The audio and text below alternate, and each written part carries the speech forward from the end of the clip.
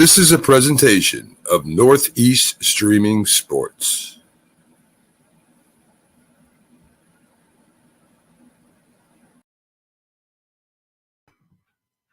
And good Saturday morning to everyone.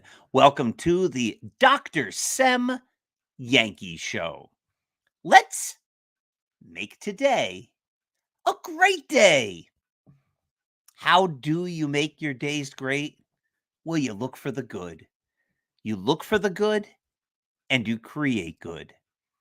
When we find good things in our lives, we need to appreciate them. And we also need to generate good and make good for other people we care about, and people we don't even know.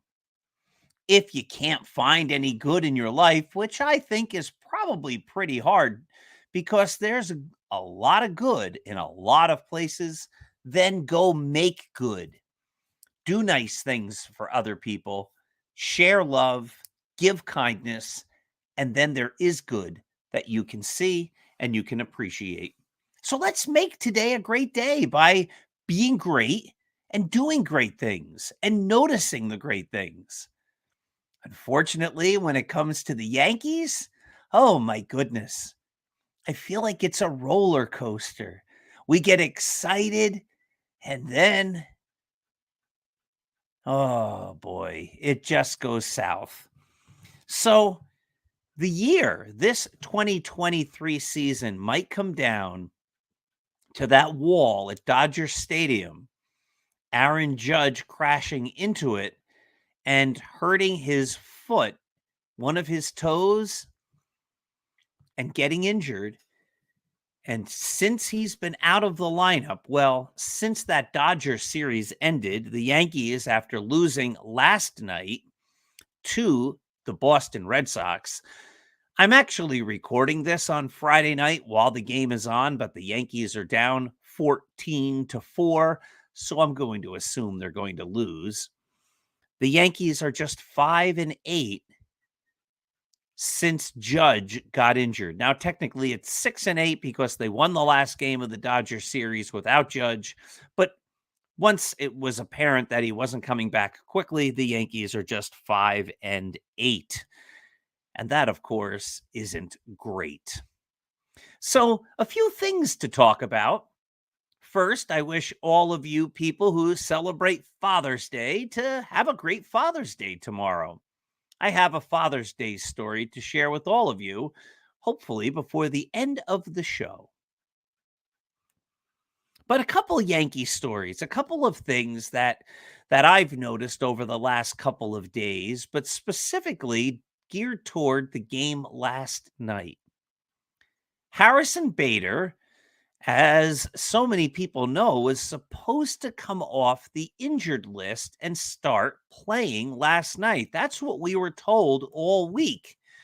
That was the supposition. That was the big idea. The Yankees, who've been ravaged by injuries, were going to get Harrison Bader back. And then, and Michael Kay reported this on the telecast, and it was also reported in the news, it seems that Harrison Bader asked to stay in the minor leagues for just a couple more days. I've never heard of a player requesting to stay in the minor leagues when it seems like the big club was ready to have him resume playing in the major leagues. It brings up a host of questions. I don't have any of these answers, but it brings up a host of questions. If Harrison Bader wasn't ready, why didn't the Yankees know that? If Harrison Bader is ready, why does he need more time or want more time in the minor leagues? Where is the communication breakdown?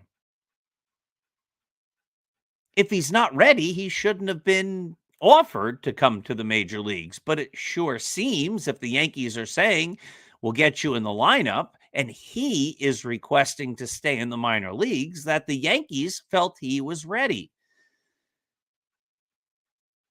Wouldn't the Yankees know? Wouldn't the scouts and the medical staff know if he's ready or not? And it seems like it's not a health thing, because I believe he was in the starting lineup and was playing last night for Somerset in Double-A.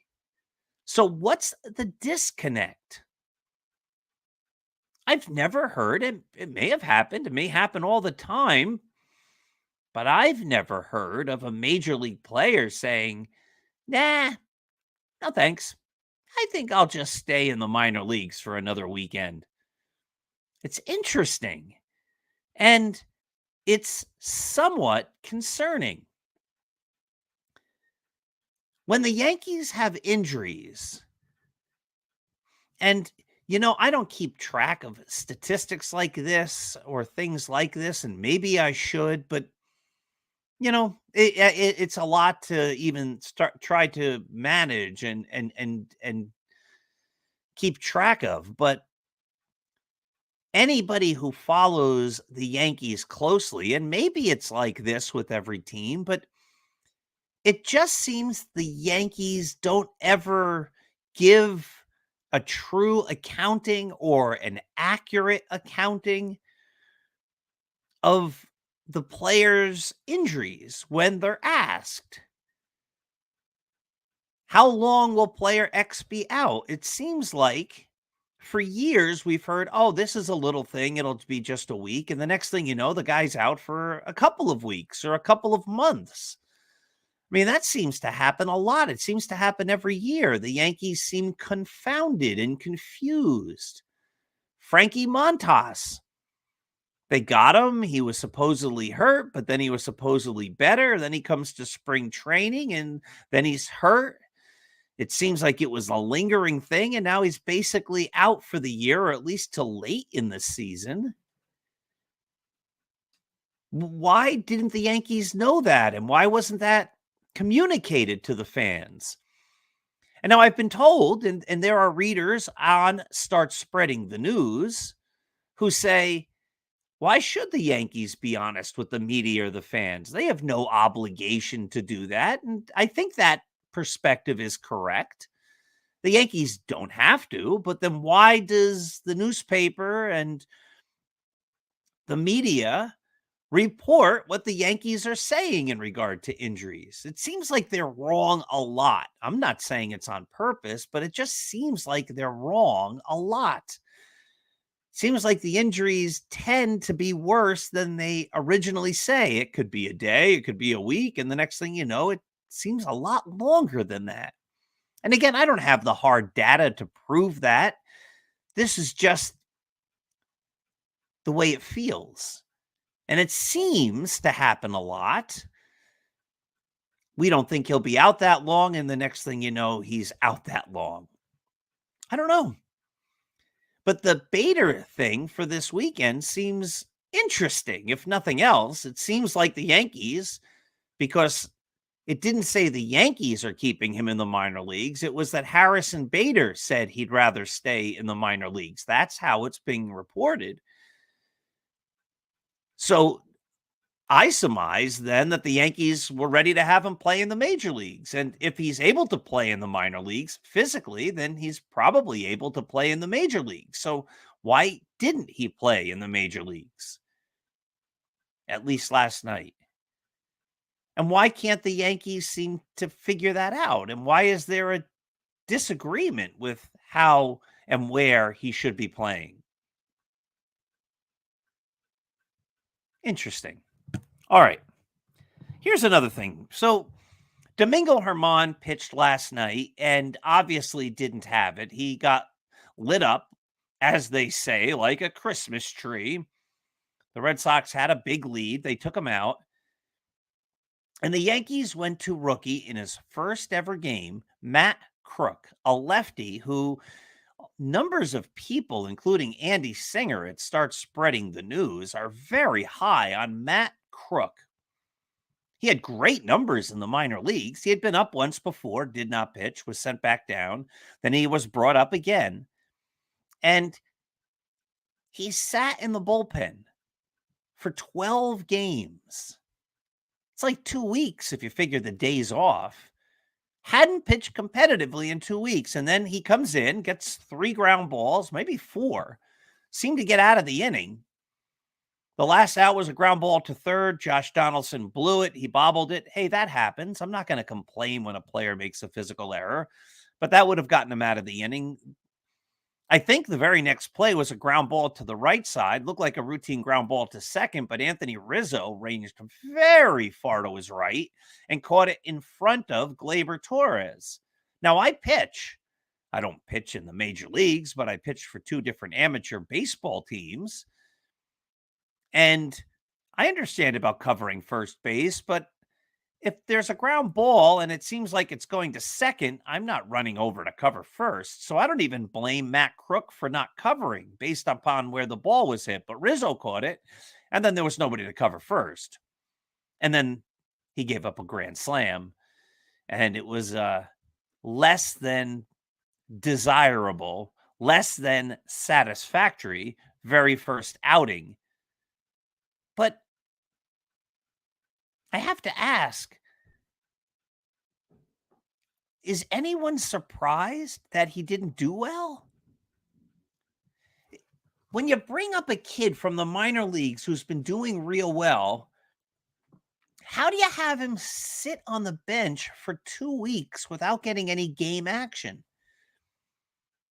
They say that's a problem for anybody. You know, Harrison Bader felt he needed a couple more days in the minor leagues, or so it goes, or so they say, to get back to being ready to play Major League Baseball. Matt Crook, who's never played Major League Baseball, never threw a baseball competitively in the major leagues, gets called up and then sits in the bullpen for 2 weeks before he finally gets a chance in a blowout game. And he doesn't perform well. He starts off performing okay, then a couple of bad plays in the field. Well, those plays set up a situation where he then gave up a grand slam. Not necessarily his fault. Of course, yeah, he didn't pitch well. But if that's it, if he gets sent back down tomorrow or the next day, and let's hope he makes it back. Let's hope he makes it back to the major leagues and has a good, long, successful career. But if he doesn't, the book will be he pitched, didn't do so well, gave up a grand slam, the Yankees got shelled, and that was that. That was his career. But might there be another story that he just wasn't handled well? I think it's a terrible job by the Yankee management, the Yankee coaching staff, the Yankee manager, whoever's making those decisions, to have a rookie sit on the bench for 2 weeks. That's not how you get the most out of your player at all. You know, on one of my amateur baseball teams, 2 weeks ago, we had a game that was canceled. And do you know what the players said? And we're not professionals. We play once or twice a week for 1 or 2 different teams, all competitive. It's all good baseball. It's all real baseball, 60 feet, 6 inches, umpires, the whole 9 yards. But when we missed that game, you know, a bunch of the players on the team said, oh, this is not good. I'm going to have to go to the batting cage. I'm going to have to get some live action. I can't go weeks without playing. And this is going against other guys who are going, you know, weeks without playing or multiple days without playing. We hear this all the time about players getting rehab assignments in the minor leagues. Again, Harrison Bader spending time in the minor leagues to try to make sure, I guess, that he's ready when he gets called up. And here's a guy in the major leagues, and they don't have him play for 2 weeks. He's a pitcher. So much is precision work when you're a pitcher. Is it any surprise he didn't do well?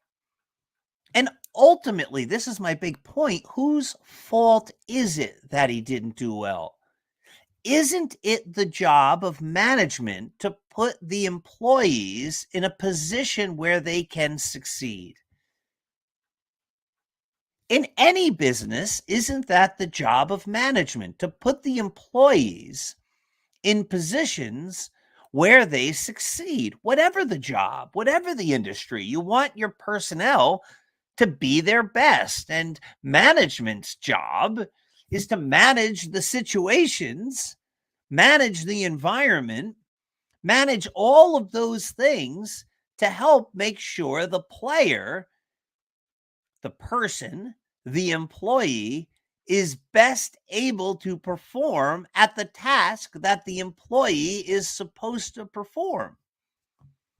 And I don't think there's anyone that would say the best way to have a rookie pitcher perform is to call them up, don't use them, send them down, call them back up, and have them wait in the bullpen for 2 weeks, 12 whole games before we finally use him. That's a great way to make sure he's going to be successful. I think it's the worst way to make a player become successful. It's the best way to make a player become unsuccessful.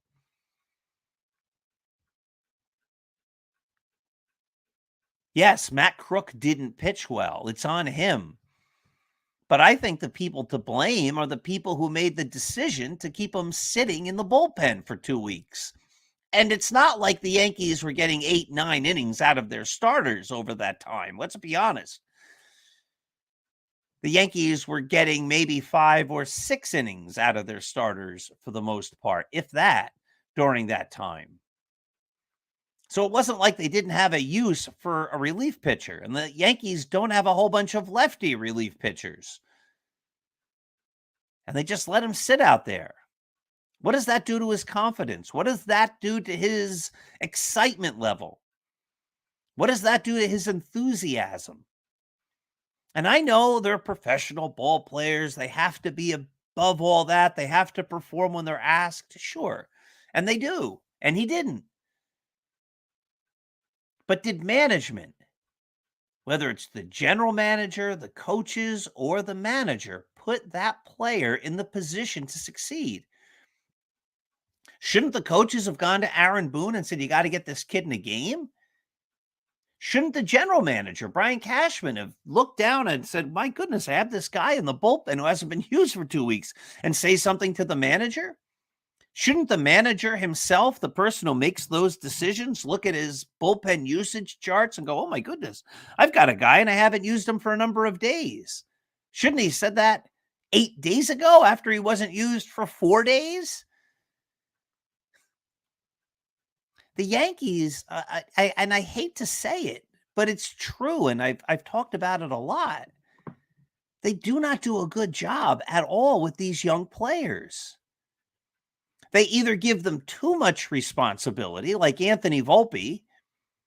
I mean, the talk, and EJ and I talked about this on the Start Spreading the News show. It's been talked about on the Bronx Beat podcast. It's been written about at Start Spreading the News.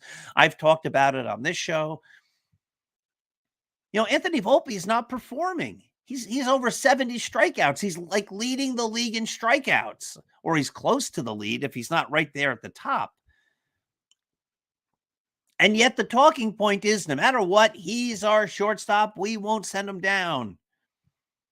They brought him up, very limited time in AA, even more limited time in AAA. He wins the job out of spring training.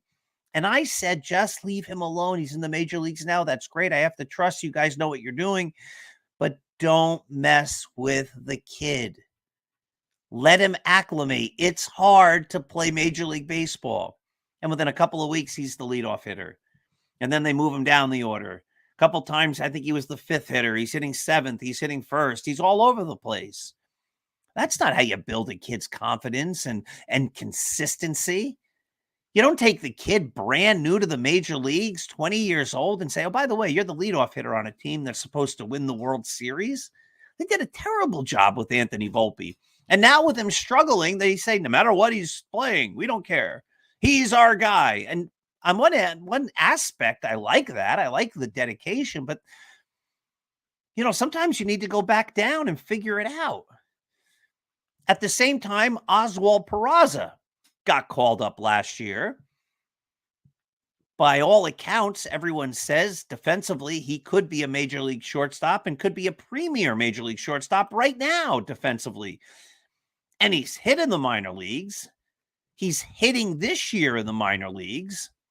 But when he was called up last year, rather than say, okay, kid, you're one of our top prospects, you're going to play every day, the Yankees glued him to the bench. They didn't play him. So it doesn't even seem like there's an approach. Matt Crook gets called up. He doesn't pitch. Oswald Peraza, he gets called up. He sits the bench. Anthony Volpe, he gets the job. He gets called up. He plays every day no matter what. And the talking point is we will not send him down. We're not even considering sending him down. And again, I admire the Yankees for sticking with it. But if he's not performing at some point, it's now mid-June, heading into late June. The Yankees have to win ball games. You can't just carry a guy who's not performing. Estevan Florial comes up, plays a couple games, goes down, comes up, sits the bench, goes down. He's hitting $5 million in the minor leagues. The Yankees aren't interested, it seems, in bringing him up. I understand he's not on the 40-man roster. Somebody would have to get cut, etc. But again, he was a prized prospect. And the Yankees have never given him a chance in the major leagues. Well, he can't catch up to a fastball. His strikeout rates are abysmal. So are Anthony Volpe's. But they're sticking with Volpe. Oswaldo Cabrera comes up last year, a lifetime infielder. They say, go play in the outfield. Figure it out. And he did okay last year. He's not doing great this year. But it doesn't seem like there's a rhyme or a reason. It just seems scattered, like, we'll figure it out as we go. And I just don't think that's how you run a great organization. All right, couple quick points. On starts spreading the news later today. Actually, by the time this airs, On starts spreading the news, it'll be a previous article. But I asked the question, and this was published by the Internet Baseball Writers Association in their daily newsletter, about the Yankees Mount Rushmore. You know, Mount Rushmore's where the four great U.S. presidents, or four of the great U.S. presidents, are, carved into rock. Are they the four greatest presidents? Maybe, maybe not. But the idea is they represent the four greatest presidents. And so people like to say, who are the four greatest Yankees? If the Yankees had a Mount Rushmore, who would those four faces be? And I asked the question, where is Aaron Judge? Does he make the Yankees Mount Rushmore? No, I say no.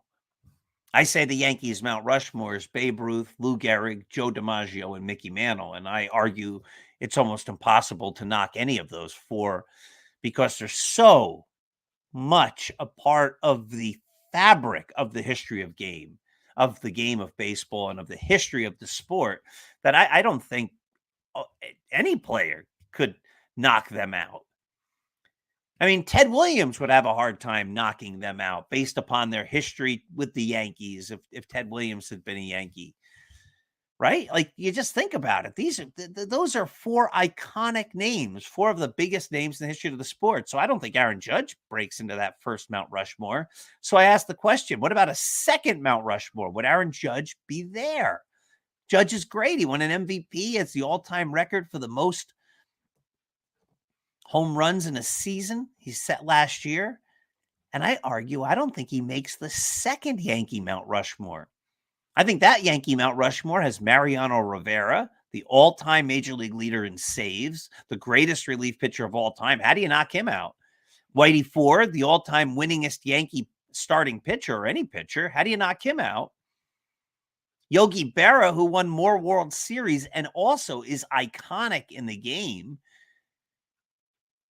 And Derek Jeter, the only Yankee to have 3,000 hits. I don't think Aaron Judge would make that next group, which then leads me to ask, what's that third Yankee Mount Rushmore? If the Yankees could build a third Mount Rushmore of 4 great players, who would those players be? And does Aaron Judge make that list?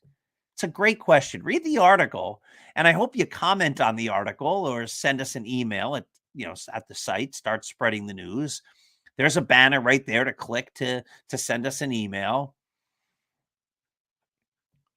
Who would be your first Yankee Mount Rushmore? Who would be your second Yankee Mount Rushmore? And who would be your third and fourth or whatever? All right, tomorrow's Father's Day, and I promised we'd talk a little about Father's Day. Here's a wonderful picture. That's me, and that's my dad. And that's us at the Field of Dreams. Now my goodness, time flies. Time goes too quickly. That was taken, that picture, on April the 12th, 2016. I wrote on it, this baseball was used at the Field of Dreams.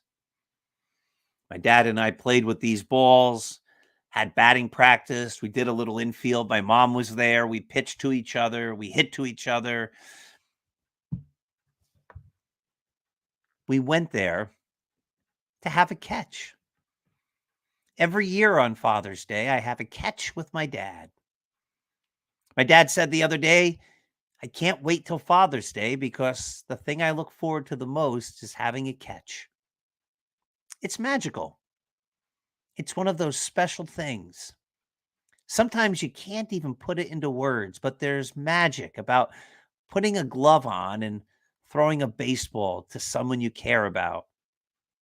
Throwing a baseball with your dad. Now, here's the amazing thing. My dad is 84 years old. And he can still throw. And he can still catch. We don't just have catches on Father's Day. Now that I'm a retired school principal, one of the things I try to do is get to their house at least once a week. And when the weather's allows it, when the weather's nice, we go out and have a catch. So we've had numerous catches. But there is still something a little bit more special about the catch we have on Father's Day. So I encourage all of you, whether you have a catch with a father or not, whether you have a catch with a son or a daughter or a mother or not, it doesn't have to just be on Father's Day. It can be on Mother's Day. It could be on Saturday. It could be on Tuesday. It could be on any day. But make the time to do those special things with the people you care about. I gave a book talk last summer. And in one of the advertisements, I said, bring your glove and afterwards, let's have a catch. And the guy who organized the book talk said, I'd love to have a catch. So I finished the book talk. We went outside the building. There was a baseball field right there. And we just tossed the ball back and forth for a good while. It was awesome. It's what baseball is all about. It's what family's all about. It's what friends are all about. It's awesome. Hey, if you haven't read the Roy White book yet, please check it out. I just heard that Barnes and Noble is carrying this book in stock. And when it first came out, I guess there weren't many copies at Barnes and Noble. I was getting people asking me, how come it's not there? Well, I hear it's there. If it's not there, ask them. But go to the store. It should be in stock now. So I got that great news earlier this evening that it should be very available in all the physical Barnes & Noble stores. But if you have a local independent bookstore in your town or whatever, ask them to carry it. Or, of course, you can order it online at Amazon or Barnes & Noble online, or really any bookseller, I would imagine. Roy White, From Compton to the Bronx. We just had a great event at the Wyckoff Library last night. We had over 60 people in attendance.